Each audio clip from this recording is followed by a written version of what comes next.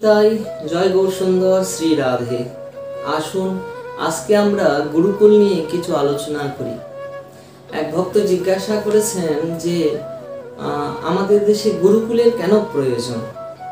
আর গুরুকুল তো মানে আমরা জানি বেদ, সংস্কৃত, গীতা, শাস্ত্রগ্রন্থ, সেই পুরাতন বস্তুকে সঙ্গে করে নিয়ে দিন যাপন। যত আমাদের সমাজ আধুনিকতার প্রাচুর্যে উঠছে, উপরে উঠছে, তত আমাদের গুরুকুল ধীরে ধীরে ধীরে ধীরে ধীরে ধীরে নষ্টের দিকে চলে যাচ্ছে। বর্তমানে ভারতবর্ষে গুরুকুল নেই বললেই চলে। কোনো এক জামানা ছিল যখন গোটা ভারত ভূমির আনাচে কানাচে গুরুকুলের ব্যবস্থা ছিল, কিন্তু রাজনীতির চাপে পড়ে গিয়ে বর্তমান দেশে গুরুকুলের সংখ্যা এতটাই কমে গেছে যে নেই বললেই চলে। আমরা মনে করি গুরুকুল মানে সেখানে বেদ, সংস্কৃত, এই সমস্ত পুরাতন বস্তুকে সঙ্গে করে নিয়ে চলা, তা কিন্তু না।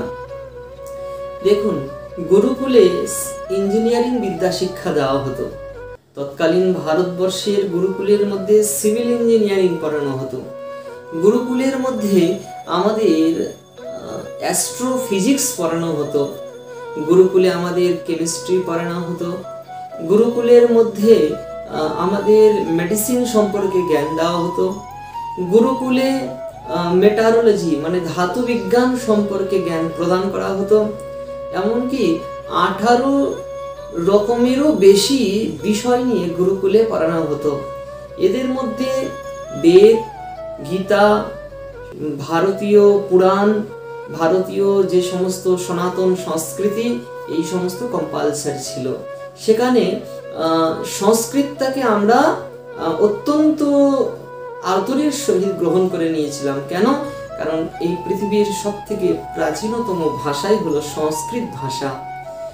এই জন্য সংস্কৃতকে বলা হয় মাতৃজননী। যে সমস্ত বিদ্যা শিক্ষা বর্তমান সমাজের মধ্যে এসেছে তার বলতে গেলে অনেকটাই গুরুকুল থেকে এসেছে। এমনকি সায়েন্স জগতে, মেডিসিন জগতে, ম্যাথামেটিক্সের জগতে আমরা যা কিছু দেখতে পাচ্ছি তার অবদান কিন্তু গুরুকুল থেকে এসেছে। এই জন্য অত্যন্ত আবশ্যক রয়েছে আমাদের দেশের মধ্যে গুরুকুল হওয়া।